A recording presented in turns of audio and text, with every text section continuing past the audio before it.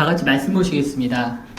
오늘 같이 보실 말씀은 마태복음 9장 9절에서 13절까지 말씀입니다. 마태복음 9장 9절에서 13절까지 말씀을 우리 한 목소리로 같이 읽도록 하겠습니다. 시작. 예수께서 그곳을 떠나 지나가시다가 마테라 하는 사람이 세간에 앉아 있는 것을 보시고 이르시되 나를 따르라 하시니 일어나 따르니라. 예수께서 마태의 집에서 앉아 음식을 잡수실 때 많은 세리와 죄인들이 와서 예수와 그의 제자들과 함께 앉았더니 바리새인들이 보고 그의 제자들에게 이르되 어찌하여 너희 선생은 세리와 죄인들과 함께 잡수시느냐. 예수께서 들으시고 이르시되 건강한 자에게는 의사가 쓸데없고 병든 자에게라야 쓸데있느니라. 너희는 가서 내가 긍휼을 원하고 제사를 원하지 아니하노라 하신 뜻이 무엇인지 배우라. 나는 의인을 부르러 온 것이 아니요 죄인을 부르러 왔노라 하시니라. 아멘. 지난주에는 개인적으로 제가 아이들과 조금 즐거운 시간을 좀 보냈습니다. 요즘에는 좋은 게 학교에 미리 이렇게 뭐 가족끼리 여행이나 이런 계획서를 잘 내기만 하면은 야외 체험 활동으로 간주해가지고 공별 처리가 가능합니다. 제가 어렸을 때는 전혀 그런 걸 상상할 수도 없었는데 참 세상이 좋아진 것 같습니다. 초등학생 아들 둘을 키우다 보니까 점차 활동적이 되어가는데 사실 아이들 욕구를 잘 채워주지 못하는 것 같습니다. 제가 만성 관절염 환자다 보니까 격한 운동 같이 해줄 수도 없고 그래서 계획을 세운 게 같이는 해주지 못해도 같이 관람을 하자라는 생각을 해가지고 좀 축구를 좀 보러 가기로 했습니다. 사실 저도 국가대표 경기나 또는 TV에서 유럽리그 오늘 새벽에도 경기가 있었죠. 보지는 못했습니다만은 그런 TV로 보는 것만 좋아했지 국내 프로팀을 그렇게 직접 가서 볼 기회는 사실 별로 없었습니다. 생각해보니까 제가 총각 때 대전에 살 적에 일할 때 그때 대전 시티즌이라고 대전 월드컵 경기장에서 했던 경기를 본 게 벌써 한 10년도 넘었더라고요. 요즘에 어떻게 할까 하다가 요즘에 가장 핫한 팀, 우리나라에서 가장 핫한 팀이 대구FC라는 팀입니다. 거기 이제 우리나라 국가대표 골키퍼인 조현우 선수가 있고요. 경기장도 올해 리모델링을 해가지고 축구 전용구장으로 잘 꾸몄다고 하더라고요. 그래서 지난 주일 예배를 끝나고 아이들과 함께 같이 대구로 떠났습니다. 아내는 두고 우리끼리 떠났죠. 사실 대구라는 도시 처음 갔습니다.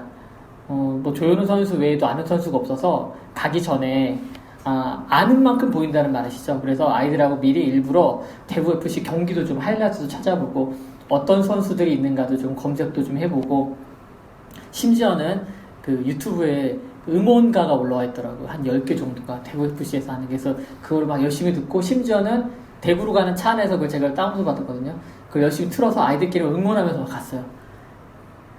그런 게 사실 가면 응원하는 재미거든요. 직관하는 거는. 국내 프로리그는 사실 특별한 경기가 아니고 우리나라는 프로야구에 비해서 축구가 그렇게 인기가 좋지는 않습니다.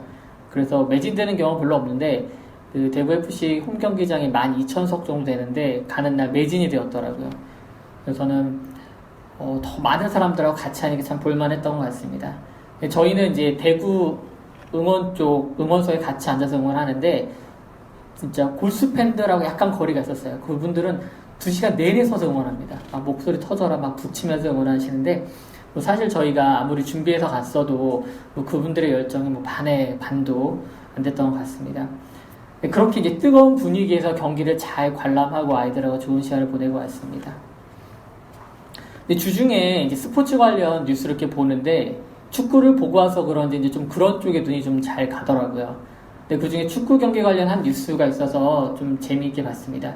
그 인터넷 뉴스에 이렇게 사진이 한 장 올라와 있는데 그 울고 있는 팬에게 90도로 허리를 숙여 인사하는 축구 선수의 사진과 함께 기사가 올라와 있었습니다. 3부 리그에 해당하는 곳에서 이제 고양 시민 축구단이 있습니다. 거기서 이제 유일한 팬인 라데간 씨라는 분에 대한 이야기였습니다. 라데간 씨는 고양 시민 축구단의 경기라면은 전국 어디라도 함께 참여하는 진성 팬이었습니다.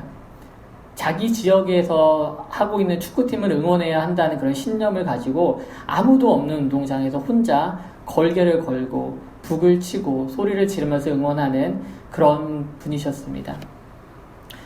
1부도 아니고요. 2부도 아니고 심지어 3부 리그에서 거기다 사실 그렇게 성적도 좋지 않은 고양 시민축구단을 열성적으로 응원하는 그에게 그날 골을 넣은 선수가 그에게 가까이 가서 감사의 마음을 담아서 90도로 인사를 한 것입니다. 그리고 그것에 감동을 받은 라데간 씨가 우는 모습이 영상에 잡혔고 그 영상을 많은 사람들이 보고 감동을 했습니다.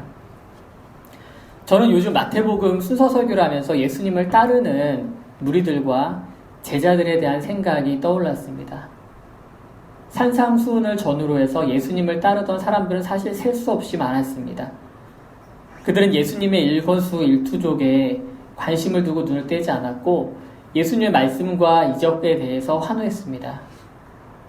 그들은 함께 그 자리에 있는 것만으로 흥분했고 이 모든 사건 한가운데 있는 것을 아마 즐겼을 것입니다. 또한 그들 중 일부는 자신의 문제가 이제 예수를 통해서 모두 해결될 것이라고 믿었습니다. 실제로 몇 차례 이적을 통해서 사람들은 자신들의 건강의 문제, 또한 귀신 들린 것에 대한 문제 등을 해결받았고 그것을 통해 사람들은 더욱더 예수님께 열광적이 되어갔습니다. 그들 중에 호기 있게 주님의 제자가 되겠다며 앞으로 나온 자들도 있었습니다. 그러나 우리가 지난 말씀을 통해 본 것처럼 그렇게 나온 서기관과 또한 제자 중에 한 사람은 도리어 사실 시험에 들어버리고 맙니다. 그들의 모습을 보면서 10,000명이 넘는 인파 속에서 분위기에 휩쓸려 응원하던 제 모습이 생각났습니다. 사실 그 팀이나 선수들을 자세히 알았던 것도 아니고 이번 경기를 가면서 그냥 응원하게 된 것이지만 진정으로 그 팀의 팬이라고 말하기는 사실 좀 어려웠습니다. 그런데 고양 시민축구단의 그 단 한 명의 팬은 진정한 팬이었습니다. 진심으로 최선을 다해서 팀을 응원하고 어디를 가든지 따라다니며 마음껏 응원했습니다. 그 한 명의 팬에 대한 기사를 보면서 저는 마치 한 걸음 뒤에서 무리들 사이에서 예수가 마태 한 명, 단 한 명을 부르는 모습을 보는 그런 사람처럼 느껴졌습니다. 수많은 사람들이 주님께로 다가갔지만 막상 예수님께서 처음으로 개인적으로 먼저 부른 사람은 세리 마태 단 한 명이었습니다. 마태의 직업은 세리였습니다. 당시 세리는 사회에서 손가락질 받던 직업이었습니다. 왜냐하면 이스라엘을 지배하던 로마 정부에 속해서 그들에게 협력했기 때문입니다. 마치 우리나라 일제강점기 때 친일파를 생각하면 됩니다. 게다가 세리들은 정해진 세금보다 더 과도하게 세금을 걷어들이면서 자신들의 부수입으로 삼았습니다. 그러니 동족들 사이에서도 미움을 받는 대표적인 죄인이었던 것입니다. 세리마태는 오늘 말씀을 보니까 세관에 앉아 있었다고 합니다.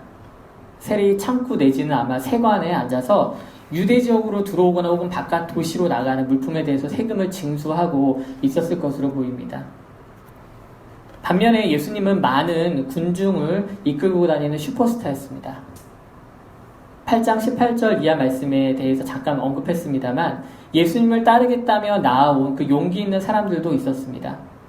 그런데 그 사람들은 사실 자신들이 상상하고 기대하는 예수를 만들어 놓고 따르려고 했습니다. 유명한 랍비 밑에서 공부를 하고 자리를 잡으면 자신의 이력이 도움이 될 것 같았고 또 예수님의 말씀에 따라 나아간다면은 앞으로 모든 일이 잘 풀릴 것 같았습니다. 제자 중에 한 사람이었던 사람조차 예수님의 도전적인 부르심에 결단하는 모습을 미처 보이지 못합니다. 그런데 오늘 본문에서 예수님은 지나가시다가 그냥 자신의 일터인 세관에 앉아있는 마태를 보고 나를 따르라고 말씀하십니다. 따르겠다고 다가온 사람들에게는 엄포를 놓듯이 하셔놓고는 앞뒷말 없이 그냥 멀쩡히 일하던 사람을 갑자기 그 사람에게 나를 따르라고 말씀하시는 것입니다. 그런데 마태의 반응이 더 놀랍습니다. 예수의 말씀이 끝나자마자 일어나 따랐다라고 성경은 말합니다. 예수님께서 따르라고 하는 그 말씀과 마태가 일어나 따라 나섰다라고 하는 그 말씀 사이에 어떤 장면도 없습니다. 마태가 왜요? 라고 물었다거나 하던 일 좀 마무리하고 가겠습니다. 이렇게 대답을 했다거나 또는 그럼 어디로 앞으로 가실 예정입니까? 라고 물어봤다는 내용이 없다는 것입니다. 마태는 앞으로 다가올 시험이나 여정에 대해서 생각해보고 계산해보는 것이 아니라 주님의 부르심에 즉시 순종하여 그 자리에서 일어납니다. 누가복음에서는 이 장면에 대해서 조금 더 자세하게 말해줍니다. 누가복음 5장 27절과 28절 말씀입니다. 그 후에 예수께서 나가사 레이라 하는 세리가 세간에 앉아있는 것을 보시고 나를 따르라 하시니 그가 모든 것을 버리고 일어나 따르니라. 마태 자신은 이 장면을 덤덤하게 표현했지만 제3자인 누가는 마태는 사실 모든 것을 버렸다라고 말을 합니다. 버렸다라고 하는 것이 단순히 돈 잘 버는 직업을 버렸다는 것을 의미하지 않습니다. 이전에 마태가 가지고 있던 삶의 모든 것들을 송두리째 버렸다는 것입니다.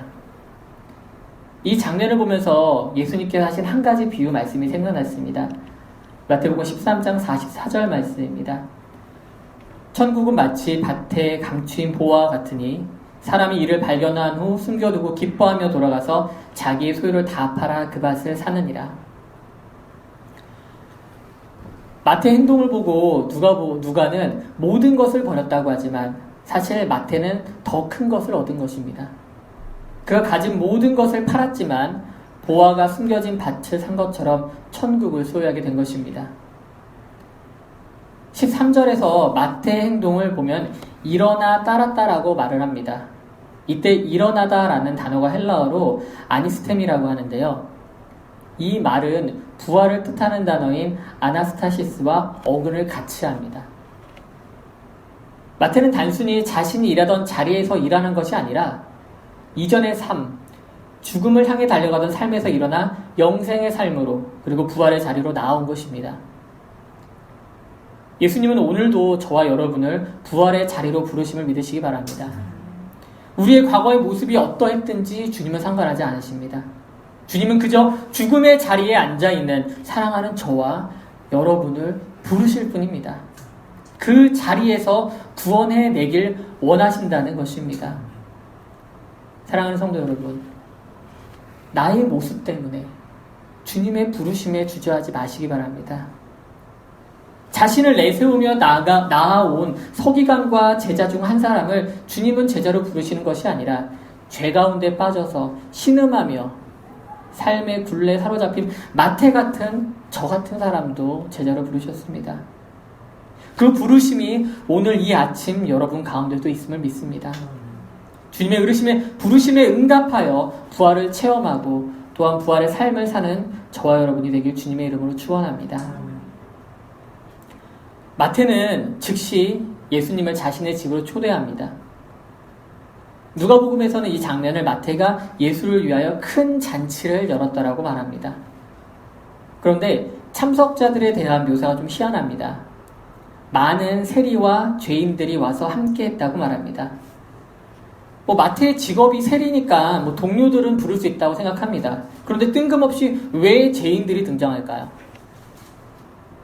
여기서 죄인들이라고 하는 것은 우리가 생각하는 어떤 흉악범들이나 사회적 무리를 일으킨 그런 사람들을 말하는 것이 아닙니다. 율법을 제대로 지키지 못하는 사람들을 의미합니다. 여기서 죄인이라는 단어를 굳이 선택한 것은 아마도 바로 뒷절에 나오는 바리새인들의 질문에서 도리어 차용했다고 보는 게 맞을 것 같습니다. 11절을 보게 되면 바리새인들은 제자들에게 묻습니다. 왜 너희 선생은 세리와 죄인들과 함께 식사를 하냐고 묻습니다.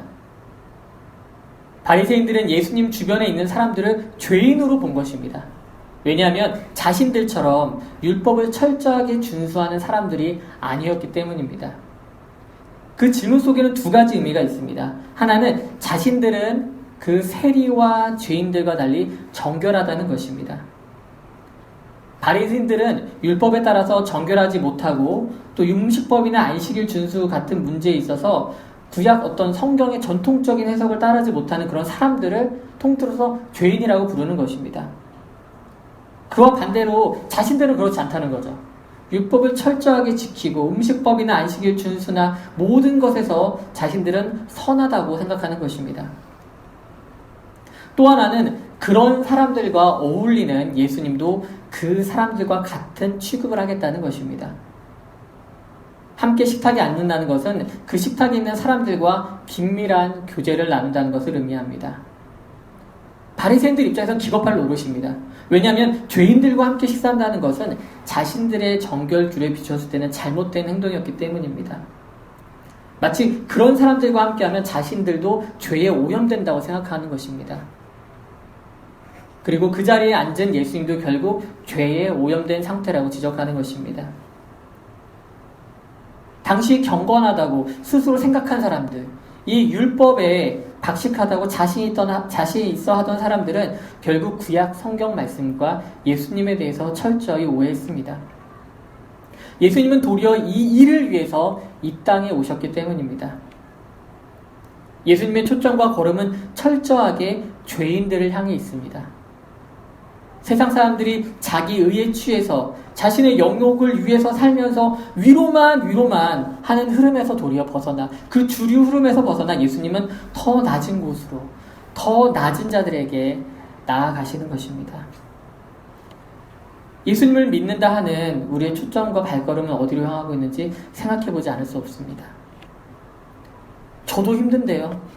저보다 어려운 사람은 없는 것 같은데요. 라고 말할 수 있습니다. 저 역시 그런 생각을 하면서 살 때가 있었습니다. 혹시 영화 기생충 보셨나요? 지난주에 개봉했기 때문에 아마 보신 분이 거의 없을 것 같습니다. 이 자리를 빌어 아내에게 좀 미안하지만 제가 너무 궁금해서 혼자 조조로 가서 봤습니다. 그 영화 자체가 워낙 베일에 쌓인 영화라 스포일러라고 하죠. 미래 줄거리나 내용들이 밖으로 나오는 게 굉장히 되게 서로 함구했습니다. 저도 그러니까 내용을 사실 잘 모르고 감독하고 주연 배우 정도만 알고 영화를 보기 시작했는데 굉장히 보면서 여러 가지 면에서 감정이입이 됐습니다. 뭐 다 말씀드리면은 스포일러가 될 테니까 한 가지만 말씀드리려고 합니다. 그 주인공 가족들이 엄마, 아빠 그리고 성인인 20대 아들, 딸이 이렇게 네 가족이 같이 삽니다. 근데 네 가족이 모두 다 백수 상태입니다. 그리고 반지하 방에서 굉장히 힘들게 살아갑니다. 햇볕도 안 들고 벌레도 나오고 그 우중충한 반지하 냄새나는 그곳에서의 그 처한 상황을 영화 초반에 그대로 묘사를 합니다. 근데 사실 저는 그 영화에서 나오는 반지하 방보다 더 좁은 곳에서 꽤 오래 살았습니다. 서울에서 제가 이제 거의 태어나다시피 하고 20대 초반까지 살았는데 한 10번 정도 이사를 다닌 걸로 기억을 합니다. 근데 대부분은 반지하 혹은 완전한 지하에서 살았습니다. 심지어 제가 알기로는 최소한 두 곳에서는 바깥으로 향한 창문이 안 날 정도로 완전 지하였습니다. 한낮이 되어도 어두웠고 비가 많이 오는 여름이면 빗소리 들리면은 새벽에 긴장을 해야 됩니다. 왜냐하면 물이 너무 많이 흐르면은 화장실에 있거나 여러 가지 구멍에서 역류하기 때문에 얼른 잠궈두지 않으면은 홍수가 나듯이 집안에 물이 다 찼습니다. 실제로 그런 적도 몇 번 있었고요. 영화에서는 이제 그들의 그런 바닥 같은 삶을 유머러스하게 표현하지만 사실 실제 삶은 그보다 더 어둡습니다. 그런데 그렇게 살았는데도 우리 집보다 더 어려운 집들이 주변에 있더라고요. 물론 더 잘 사는 집들도 있었습니다. 제가 초등학생이던 90년대 초반에 60평대 신축 아파트에 사는 친구네 집에 놀러 갈 일이 있었어요. 그 집에 차가 2대나 있고 당시에 엄마 차, 아빠 차 그리고 개인 과외 선생님도 집으로 오시더라고요. 이제 문화 충격을 받았습니다. 이런 세계도 있구나. 제가 20대 초반에 이제 아버지 직장 문제로 경기도로 이사를 하면서 아파트로 이사를 했습니다. 7층에 살게 됐죠. 그때서 이제 좀 제대로 빛을 보면서 좀 살았던 것 같습니다. 물론 그렇다고 해서 집이 확 삶이 펴진 건 아니었습니다. 그냥 서울에서 벗어났으니까 그나마 지하 생활을 좀 그만둘 수 있지 않았나 싶습니다. 근데 그때 부모님이 주변에 우리보다 더 어려운 이웃을 돌보시는 것을 봤습니다.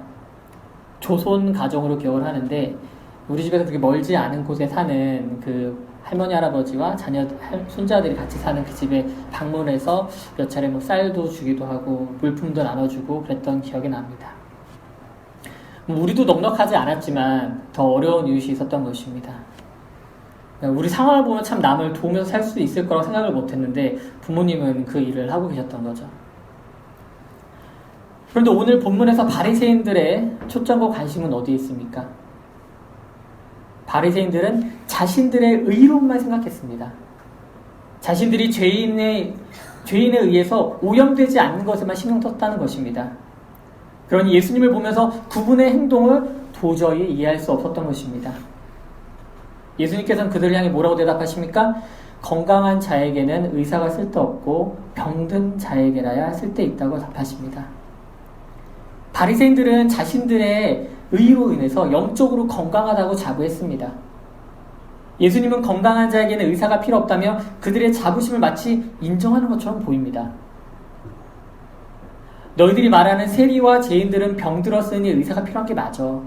그래서 내가 이 자리에 있는 거야 라고 말하시는 것입니다. 또 그렇게 들립니다. 그러나 13절에서 그 대답이 사실은 다른 의미를 담고 있음을 드러내십니다. 13절 말씀입니다. 너희는 가서 내가 긍휼을 원하고 제사를 원하지 아니하노라 하신 뜻이 무엇인지 배우라. 나는 의인을 부르러 온 것이 아니요 죄인을 부르러 왔노라 하시니라. 예수님은 구약의 호세아 선지자의 말을 인용하여서 자신이 이 땅에 오신 목적을 다시 한번 천명하십니다. 먼저 자기의 의가 가득 찬 바리새인들과 당시 기득권층들에게 말합니다. 하나님이 원하시는 것은 허례허식에 빠진 제사가 아니라 하나님이 심장을 가지고 행하는 긍휼함임을 분명히 말씀하십니다. 그들 스스로는 죄인들과 자리도 하지 않고 규칙적인 금식과 철저한 율법 준수로 스스로를 의롭다 생각했지만 도리어 율법의 가장 기본, 가장 근본을 어겼다라고 예수님은 말씀하시는 것입니다. 겉으로는 잘 차려입고 좋은 얼굴을 하며 멋지게 구약의 말을 인용하고 살지만 그 속에는 하나님께서 사람에게 보여주신 사랑과 긍휼은 전혀 없다는 것입니다. 그러니 그들이 회칠한 무덤이라는 소리를 듣게 된 것입니다. 반면에 예수님은 의인을 부르러 온 것이 아니라 죄인을 부르러 왔다고 분명히 말씀하십니다. 근데 이 말을 들은 바리새인들은 좋아해야 하지 않을까요? 예수님이 실제로 자신들이 생각하는 그 죄인들과 함께 계시고 그들을 위해서 왔다고 말씀하신 거 생각해보면 그럼 반대로 생각하면은 그럼 예수님하고 같이 계시지 않는 사람들, 바리새인들 이런 자기들은 의인이라고 말하는 게 아니겠습니까? 그러나 이 말씀을 읽고 나누는 우리나 당시 바리새인들이나 말씀을 그대로 받아들이지 않고 있습니다. 의사가 쓸데없고 메시아가 쓸데없는 사람은 결국 자기 의만 가득 찬 사람들입니다. 주님은 고치겠다고 오셨고 구원하시겠다고 이 땅에 오셨는데 그들은 필요 없다고 말하는 꼴입니다. 그들은 자신들의 상태가 큰 병에 든 상태며 큰 죄에 빠진 상태라고 하는 인식조차 없다는 것입니다. 그게 더 큰 문제이고 그게 더 큰 병에 든 상태라는 것입니다. 피조물인 사람이 창조주인 하나님을 필요하지 않은 상태, 자신의 결핍이 무엇인지조차 인식하지 못하는 상태처럼 위험한 것은 없습니다. 그런데 도리어 죄인들은 자신들의 상태를 정확하게 알았습니다. 그랬기에 그리스도로 오신 예수님을 보았을 때 즉각적으로 주여 나를 구원하소서, 나를 치유하여 주시옵소서라는 외침이 나올 수 있었던 것입니다. 자만에 가득 찬, 자기 위에 가득 찬 그들을 향해 예수님은 뭐라고 말씀하십니까? 13절을 다시 한번 보시겠습니다. 예수님은 그들을 향해서 가서 배우라 라고 말씀하십니다. 이미 율법적으로 지식적으로 가득 찼다고 스스로를 믿는 그들에게 도리어 가서 배우라라고 말씀하시는 것입니다.